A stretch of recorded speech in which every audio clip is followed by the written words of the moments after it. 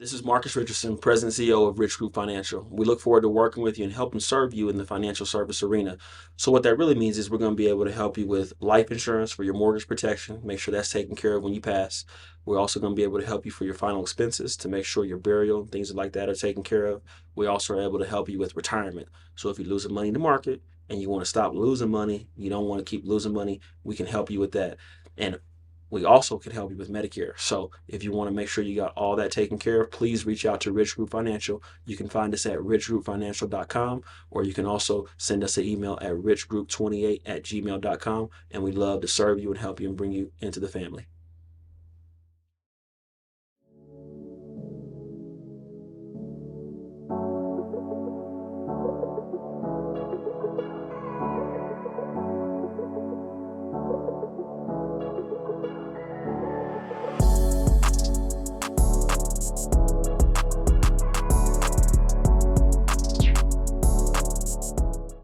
All right. Welcome to the Pro Formula Podcast. I'm your host, Tarek Shabazz, and this podcast is all about professional development. So if you're trying to take your professional skills to the next level, you're in the right place. In order for us to be able to continue to bring you this great content, I'm going to need you to like, subscribe, or hit that bell on our YouTube page. You can also go to our Instagram, or you can go to our Facebook account. We look forward to seeing you at our next show. Thank you so much for tuning in. Welcome back to the Pro Formula Podcast. I'm your host, Tarek Shabazz. In our podcast, what we do is help to uncover the mindset and the journey of professionals from all different industries so that you can get more out of your individual performance and also out of your team performance. I am super, super excited to bring to you all today a guest that you have probably seen. He's a national comedian and actor. You have caught him on the the Comedy Grind comedy tour. And then he's also worked on shows like Wild and Out. I want to bring you all my guest, Mr. Monie Jonezy. What's up, baby? What's up, man? How you doing, man? What's up with you these days? Good, man. Chilling, man. Just enjoying the ride. It seems like enjoying the ride. Yeah, it seems like every time I look up, bro, you're doing something else. Like, what you up to these days? Right now, currently, I just left Dallas. They casted me for the Love in the City reality show. Oh, tight. Okay. So, just left Dallas, and we did some promo on the podcast. Was it Dallas on there? Okay. So we did some promo on there, and just getting ready for that. Improv coming up. Nice. You know what I'm saying? Now, are you hitting the national improv, or is it really specific to Denver, or where can No, people find you? everywhere, man. You can follow me, but you catch me everywhere. My main markets are like Georgia, California, Texas, And obviously Arizona. home, Denver. Yeah, Denver. Okay. That's a given. So yeah, you can catch me in New York. I was in New York, everywhere. Yeah. I'm a couple places I ain't been, like Arkansas and Nebraska. I ain't going to You ain't Nebraska. going to Nebraska? No. Yeah, I don't even know if they're listening to comedy shows or even going to comedy shows. No, they are. They are. Nebraska gets it in, but I spent about 6 years there. That's one city I do not care to go back to. Yeah. You know? I think it's interesting when you see, actors or comedians and people like yourself that start to ascend and get to that next level. I can remember, coaching sports, and I would have kids from other teams that said, "Man, how can I get on your team?" What have been some of the things that you've seen that people are like when you start to recognize and like, "Man, I made it." In the grocery store, or somebody asks you for your autograph, or like, what's some crazy things that you've seen? Most recently, yesterday, when I went to go do the podcast on Dallas on Air, I got in there early, and we just started talking, with the producers and stuff before the show and stuff. And I told him I was on the new Trade the Truth movie. Okay. So he's like, Trade the Truth? Oh, shit. Hey, man, he's on Trade the Truth movie. Hey, man, we got to take a picture with you. Come on. So, that was really an influence right there. I was like, oh, okay, they really know what's going on. You know what I mean? How has it been? Like, one day you wake up, you're just kind of a normal dude. Then before you know it, people want to take pictures with you, get you on your podcast, cast you in movies. Like, how is that climb been for you? Well, I mean, somebody like me, I've been working a long time. So, I took the stairs, not the elevator. That's right. You know what I mean? And I firmly believe in that because, if you take the stairs, once you get there, you can stay there. You Yeah. know what I'm saying? So I don't feel it yet. Okay. I don't really feel it just yet. But like I said, that thing yesterday really was like, damn, okay. But I mean, but I do, you know, when I see people that I know or that know me, they're like, man, I see you doing your thing, you know. But that's kind of been happening for a I while. mean, you caught my attention. Like I'm looking at some of your skits that you put out on social media, or just little videos that you put up, and it seems like you always on an airplane. I say that, and it seems like you always working. What's your schedule like these days? Like in terms It's of all over the place, man. It's busy.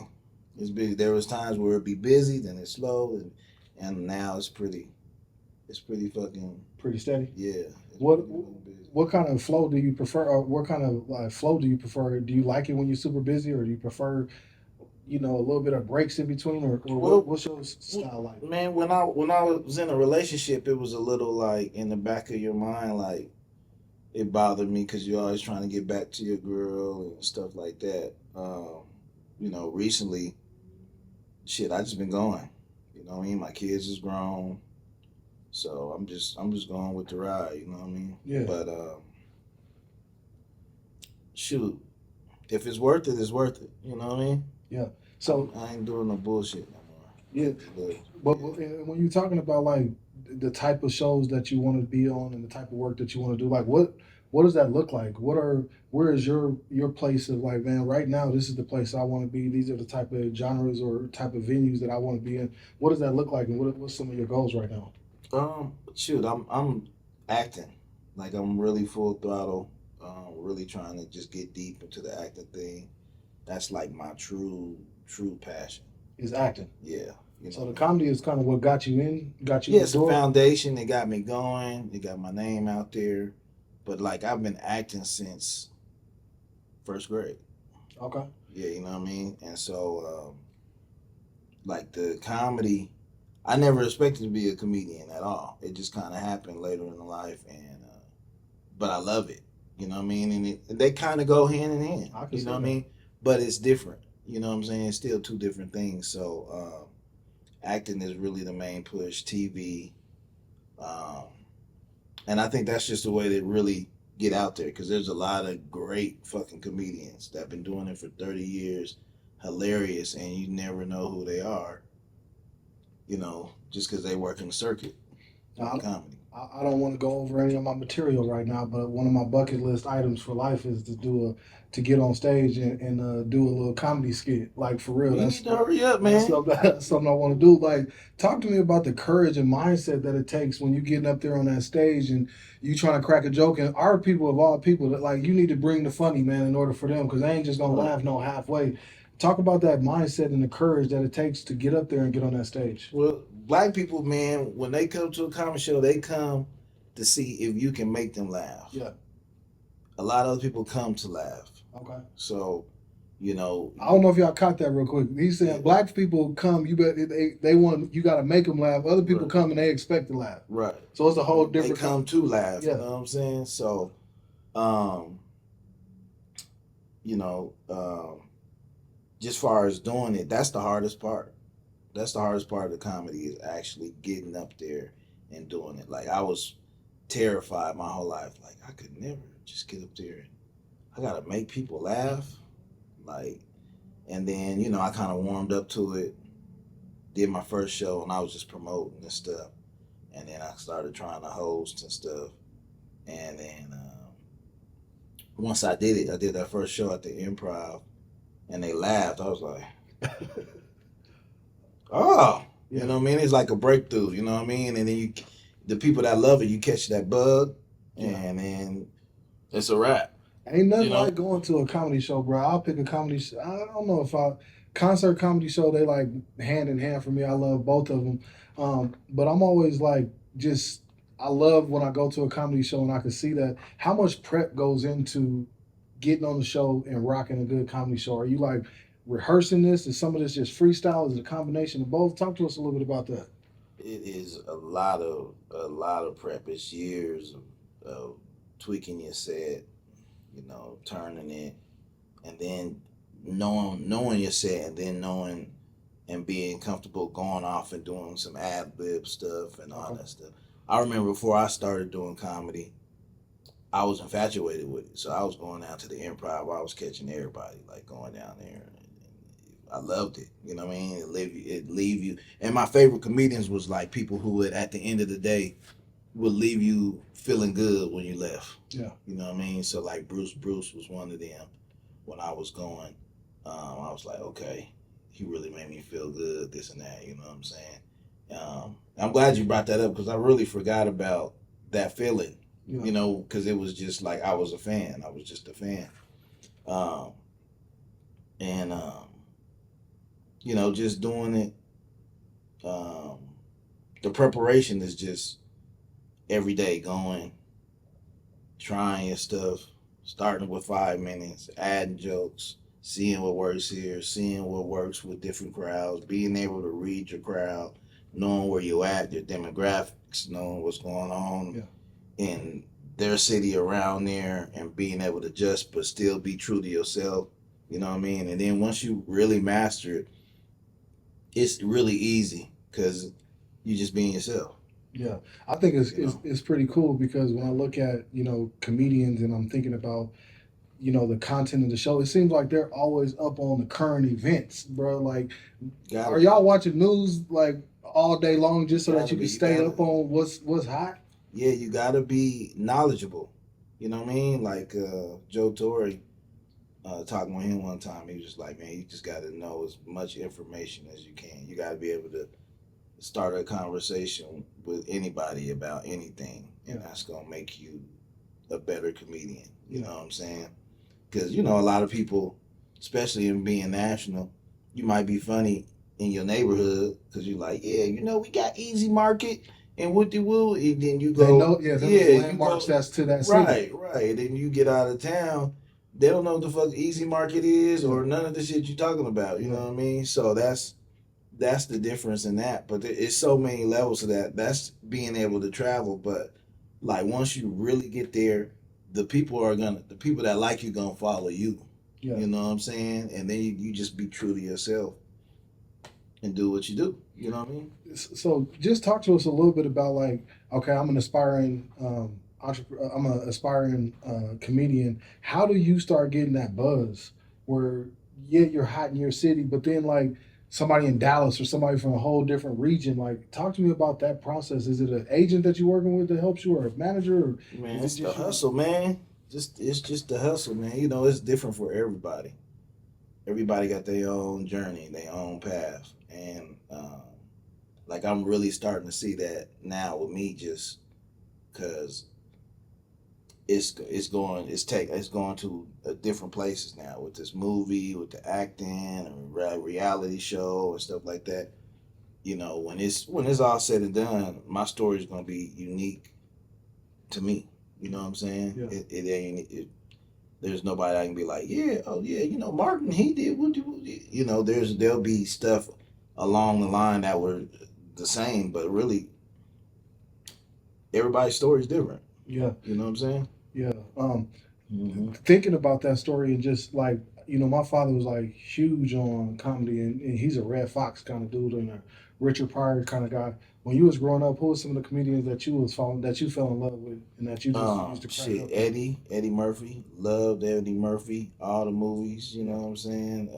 What was the name? Boomerang, Harlem Nights, all I that just watched shit. Harlem Nights the other day. Shout out to Eddie, man. Eddie is fly. Right. Eddie got so many different layers to his stuff. It's crazy. Richard Pryor's, Right. And I remember seeing Richard Pryor, but I was a little young, so I didn't really know what was going on like that. So Eddie's my guy, you know what I'm saying? And Martin, you know what I'm saying? I love Martin, the Martin sitcom. Yeah, that All was that classic, shit. man. Right. That was classic growing up on that. Yeah. How did you get introduced to acting and to comedy? Like, what happened? Like for kids that grew up in the neighborhood, like how did you start acting? Man, it was wild for me. Like for me, like it was definitely destined. Like I was in the house. I think I was going in the first grade. Because kindergarten isn't really school. Right. So first grade is like You jumping in. Like, you going with the big dogs now. Yeah. You going to school. All day now. Yeah, you I ain't all gotta day. go home You know what now. I'm saying? So, I grew up on the east side, right there by the Glenarm. Okay. And Shout out to the east side of Glenarm Denver. break. I used to do karate Saturday mornings at the Glenarm in the back, you know what I'm saying? By the That's probably where I saw you. Yeah. I did karate for like 2 days. I was karate out. I learned that. Woof. Yeah. Then I didn't go back. I was in some tournaments and I was getting down. I was a little karate. Wasn't getting down. I was street fighting, and then every now and again I'd be like, Kia! Take this nigga.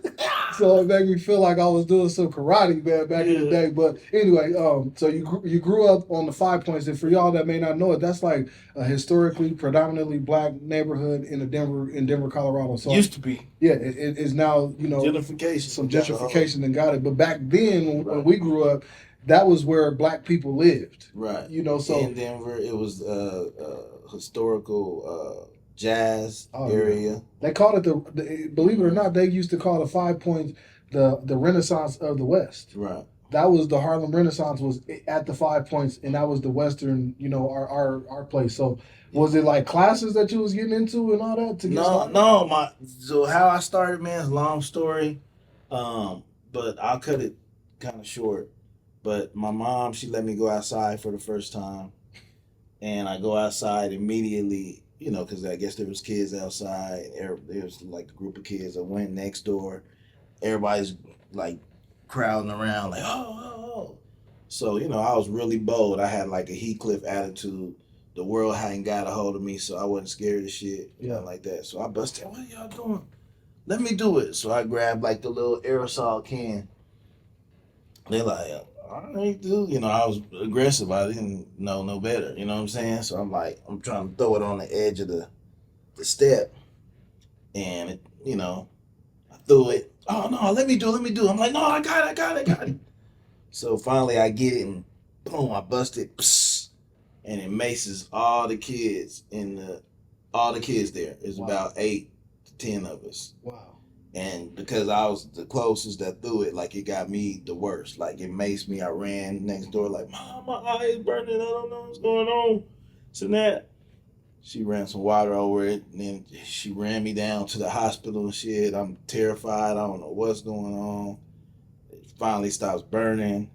The doctors they got me on the bed and shit. They got a little swab over my eye. You know what I'm saying? All that. So I'm like, what is going on? So doctor comes out. He's like, you're going to be okay. You're going to be okay. Just going to have to wear this patch for about, 6 to 8 weeks. 6 to 8 weeks? 6 to 8 weeks. With an eye patch on. In the hood. Right. Okay. You know what I'm saying? Like even till the day, like this eye is 2020. This was like 2040, 2060. You know what I'm saying? Okay. So I had the patch on, like, dang. So I'm supposed to start first grade, school. I'm like, Mom, I don't want to go to school. You know what I'm saying? Patch on. Right. So she gave me like a week off, and eventually I had to take my ass to school. So she like, no, you got to go into school. So I go into school, and I'm like nervous, and I don't go in there. And then we start playing. I forget that I got it on. So then like a little later in the day, she's like, okay, kids, we're going to do something different today. We're going to start casting for the play Peter Pan. So I'm like, Peter Pan? I'm like, all right, cool. She's like, all right, now if you want to play Peter Pan, get in this line. We're doing auditions. Tinkerbell, John, the elf, all that shit. Captain Hook, nobody gets in the Captain Hook line. Again, I'm still bold, so I got like half the class got in the Peter Pan line. Everybody want to be Peter Pan and so on down. So we doing the auditions, and I'm bold. You know what I'm saying? I'm like really outspoken and whatever. So I feel like I'm killing it. I mean, at that age, as long as you loud and you ain't scared, you doing all right. Yeah, you doing your thing. You know what I'm saying? Sure. So I make it to the final two, and she's like, and it's me, my black ass with this patch on my eye. Looking back, homie, that probably is what set you off. You was already in character. Man, that's what I'm saying. Like a pirate already. No, the funny part is I still thinking that I could play Peter Pan with with a patch on. With a patch on my eye. Like, no, that's right. You got to be on the other side, bro. Peter Pan, clean cut, bro. You looking like like the other people. This nigga's definitely a pirate. You know what I'm saying? So it's me and the white dude. His name was like Ben or Beckett or whatever. He looked like Peter Pan and shit. You know what I mean? And he's all pronouncing his R's and shit like that. So she's like, oh, he's gonna be Peter Pan, and I was crushed. Like, she's like, but I got something else for you. I'm like, you gonna be Captain Hook? I'm like, Captain Hook? He's a bad guy. They're like, no, that's good. That's good. Everybody like, cool. So, long story short, the patch. I already had the patch. You know, I took it on. It was destined. I killed it, and it was about a 4-month process that I played and building the set. You know, they had us making swords with foil around it, every fresh sword. You was in the hood going crazy. Yeah, you know.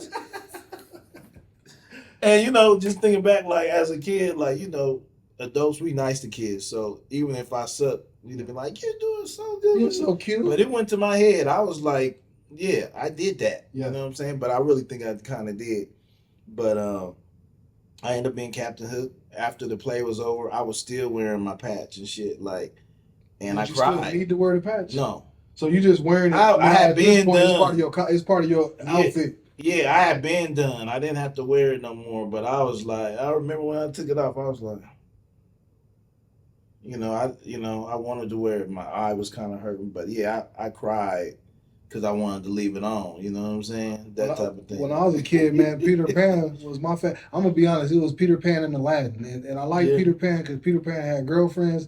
He was able to stay out all night and couldn't nobody tell him nothing. He was fighting and shooting at folks. I was like, I want to be Peter Pan. Mm-hmm. Then when Aladdin came out, I remember being like, bro, you know what I'm saying? He ain't got no money. He got this vision. He want to do something. And so I think it's interesting, you know, just how some of those early memories. So you played Captain Hook. Captain Hook started it all, man. Then how did you keep it going? So one of the lady, Miss Pearson, she was the music teacher at the time. Shout out Miss Pearson. Yeah, shout out to Miss Pearson. I would love to talk to her or meet her or something like that. But, you know, she was in the school district, so she moved around and different stuff. But every so often she would do these big plays, these big child plays and stuff. So she would just hit my mom up and be like, hey, I want to put them in a play, this and that. And it would always be like the main character. Wow. You know what I'm saying? And so really that really groomed me and got me. Because I still, after I did the play, I would just forget.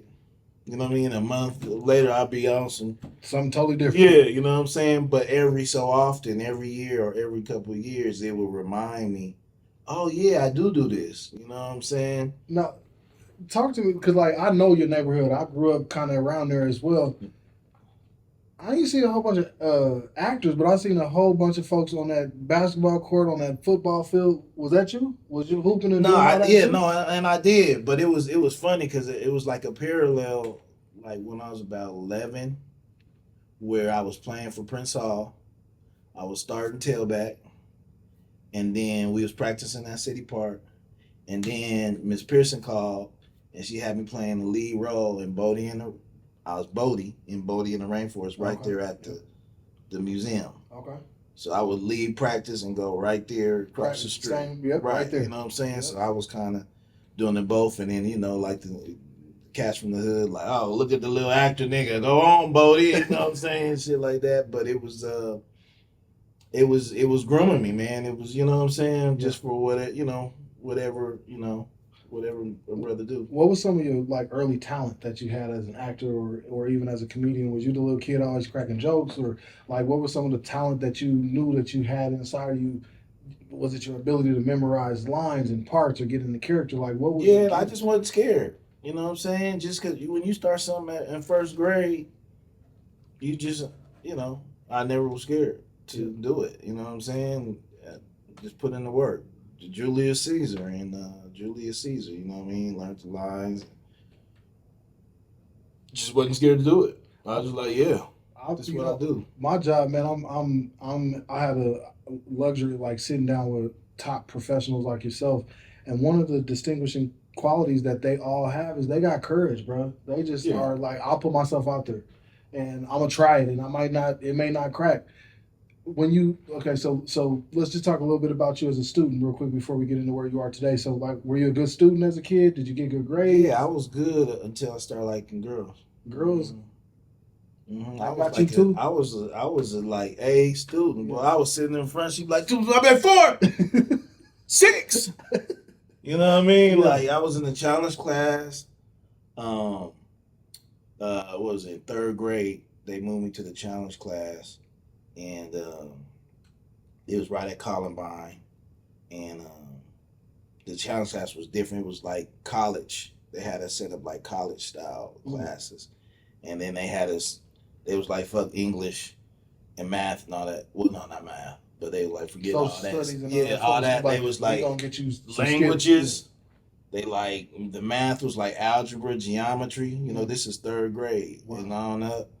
Um, what else? I remember. Boom, boom. It was blocks, so it was college style, and yeah, it was cool. Did you thrive in that environment, or how? Like, were you Yeah, successful? it was cool. I was like one or two black folks. The other brother he passed, Deshaun, he was a little bad. He was bad, but I'm assuming he was smart to be in there. Yeah. You know what I'm saying? He was bad and smart, like a lot of us was bad and smart. You know what I'm saying? But everybody else, it was whites, Koreans. I'm sure some motherfucking rocket scientists and stuff in there. Like there was a bunch of smart people in there. You know? Did you fit in with those other kids? I had some homies, Beckett, Ben. You know what I'm saying? I had some homies, but we was, you know what I'm saying? We was the thugs. You know what I'm saying? The thugs of that little like, look, we in the reach class. What's up? We didn't know we was the thugs though, but we just thinking back, like you know what I'm saying? We was athletic and you know stuff like that, so we was cool. I was bad. I have some similar experience. I was like one of the smartest brothers in the class and in the school, but it wasn't cool. Like the homies in my neighborhood was giving me a hard time. My handwriting was neat. They'll be giving me the blues, like you write like a white boy. I'm like, yeah. I mean, my mama's gonna beat me if I don't. You know what I'm saying? Like my mama literally is gonna beat me if I don't get good grades, and y'all sitting over here giving me a hard time. Right. It don't sound like you had that similar experience. It seemed like your neighborhood they kind of embraced it a little bit. Nah, so I like middle school. Middle school is when it kind of hit because I was going to the Red Shield. I was hooping.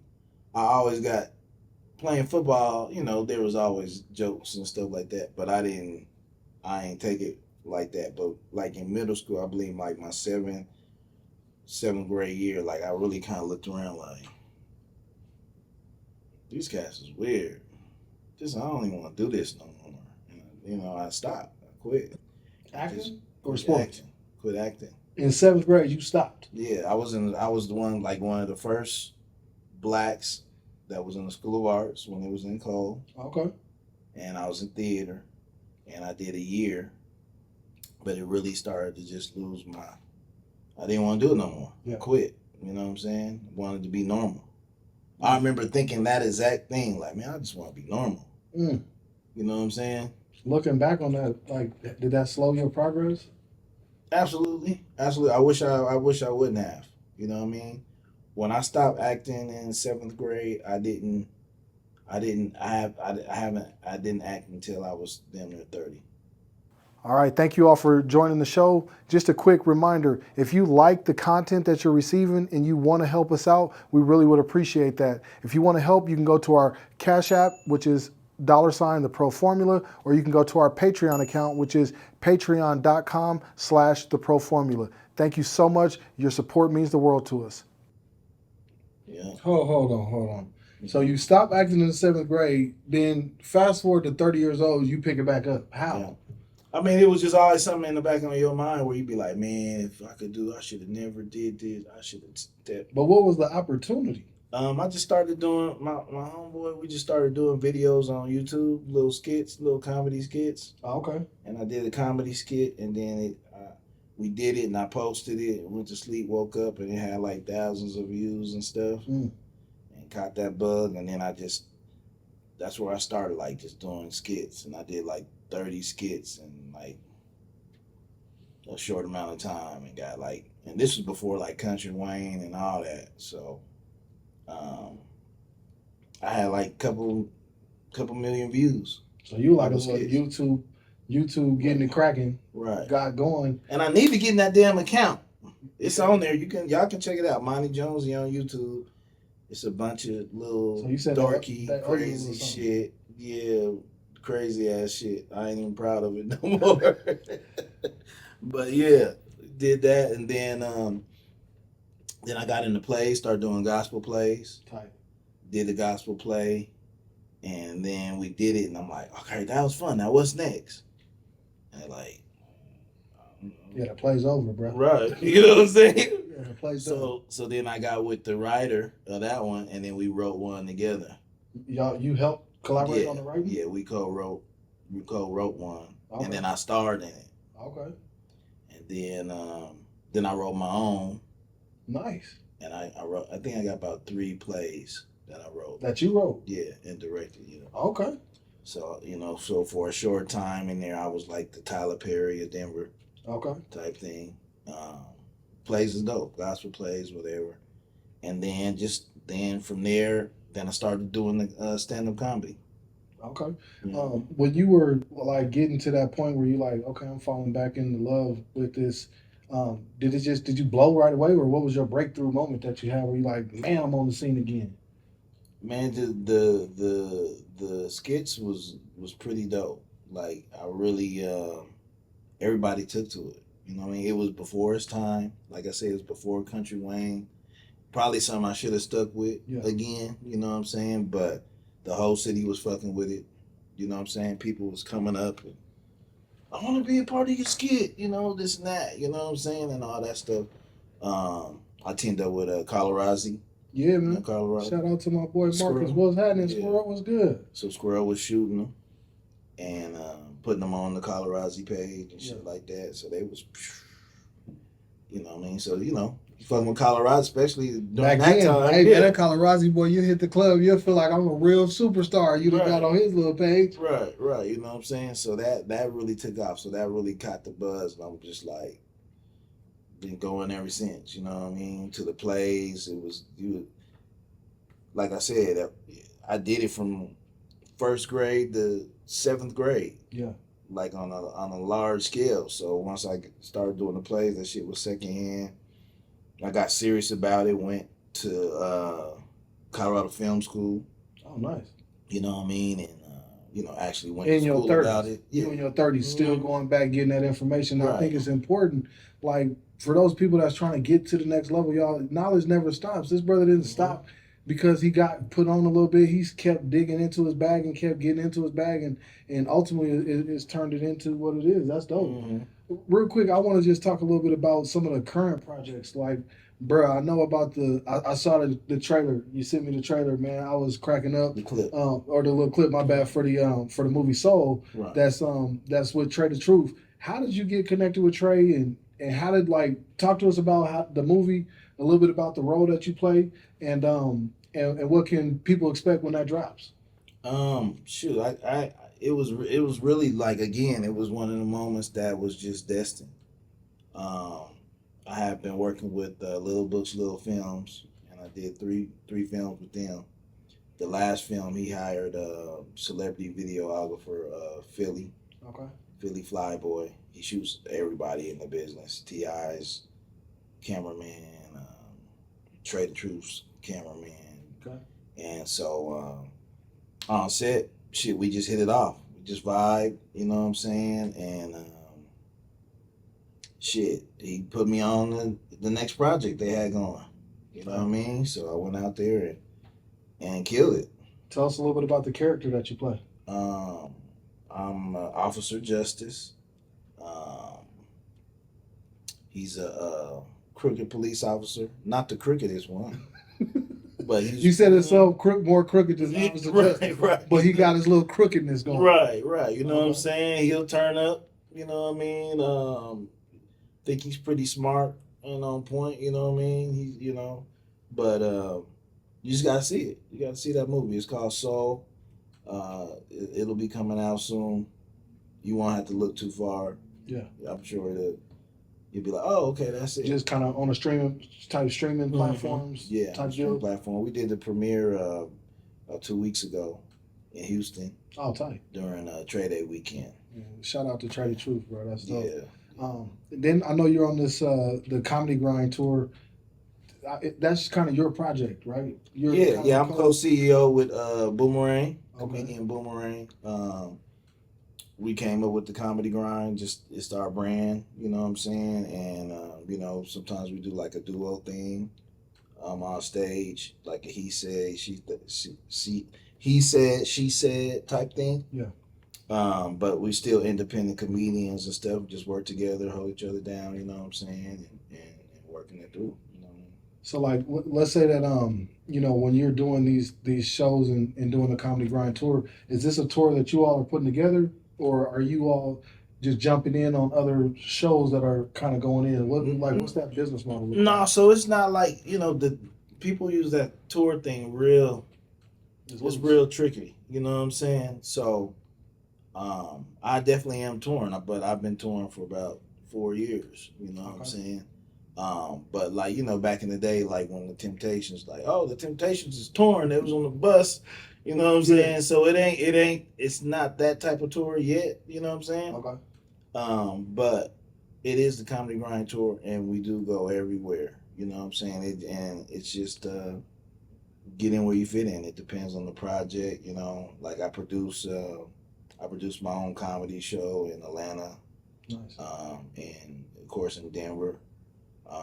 I've had a few, but Atlanta and Denver, they've really been consistent.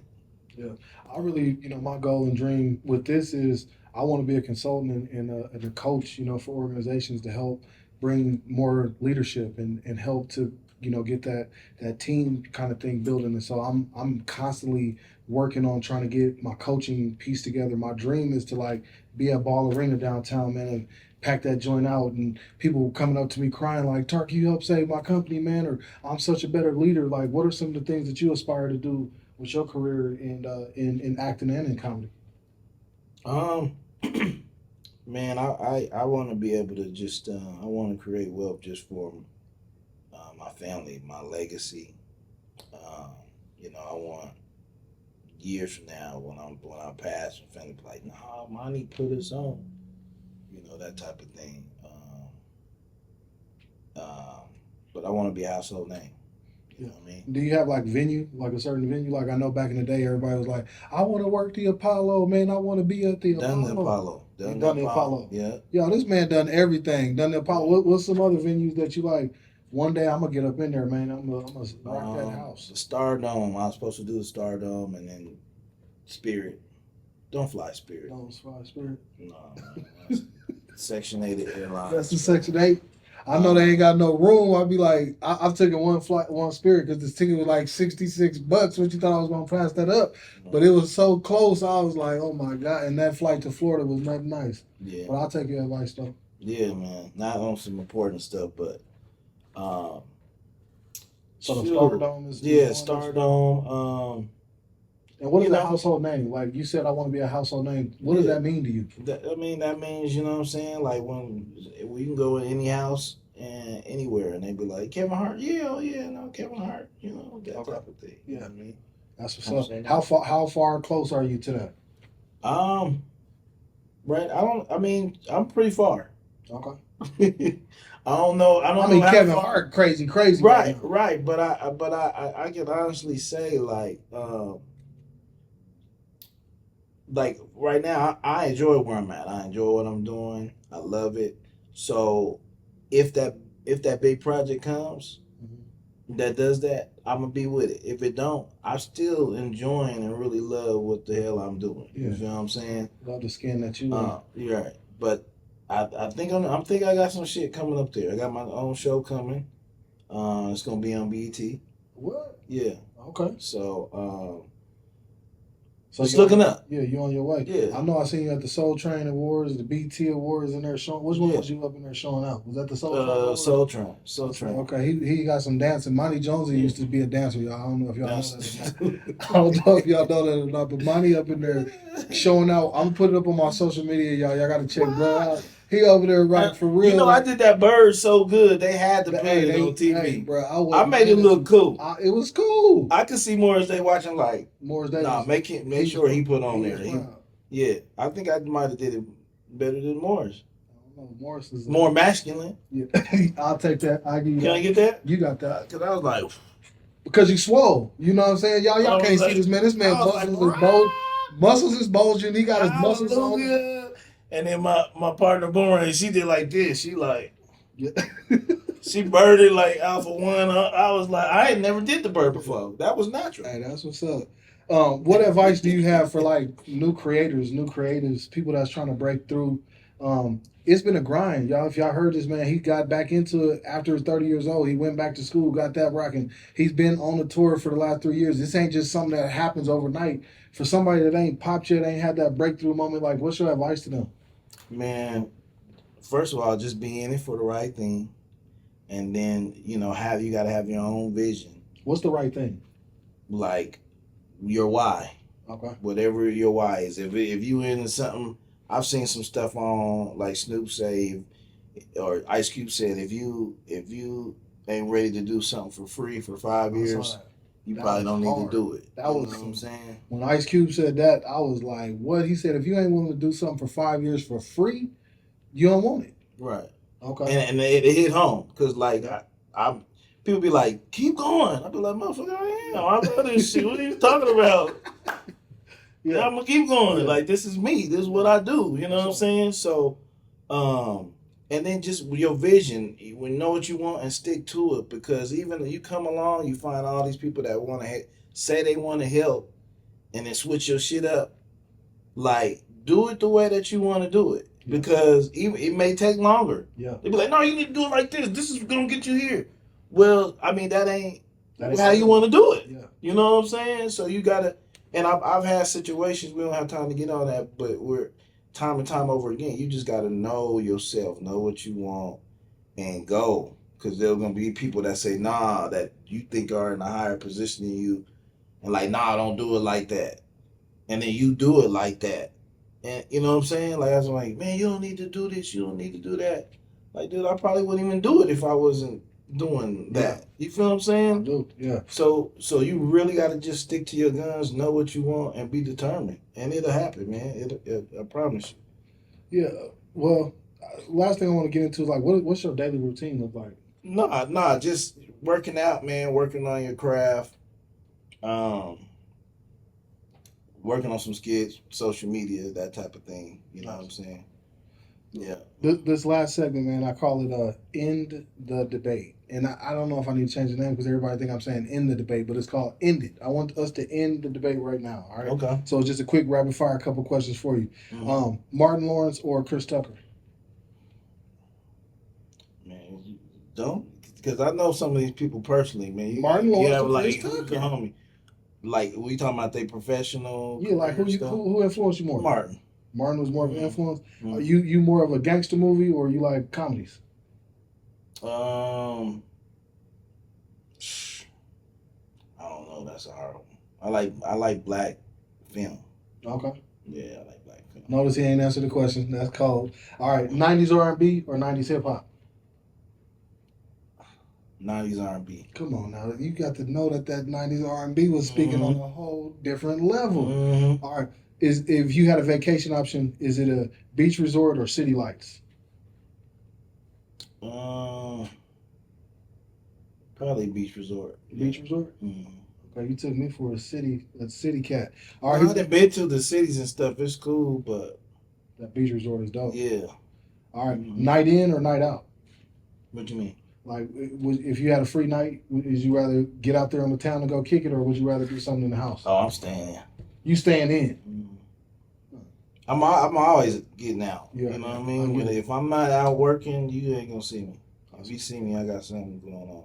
Yeah. Well, Monie, I want you to talk to the camera, let everybody know how they can get a hold of you, and if they want to book you or if they want to add you to the show, like how do people get a hold of you and how do they get that? Just hit me on social media, Facebook, Instagram. It's Monie Jonezy, MONIE JONEZY, Monie Jonezy, on everything. So just reach out to me. Let's talk some business. It's all love. That's what's up, man. Well, I appreciate that, man. This has been easily the funnest and funniest interview that I've been a part of, man. Hey, you know what I'm saying, babe? Let's go. Y'all know what it is. We going to say. No, I really appreciate that, man. But that wraps it up for this episode of the Pro Formula Podcast. I look forward to catching y'all next time. See you. Thank you. Peace.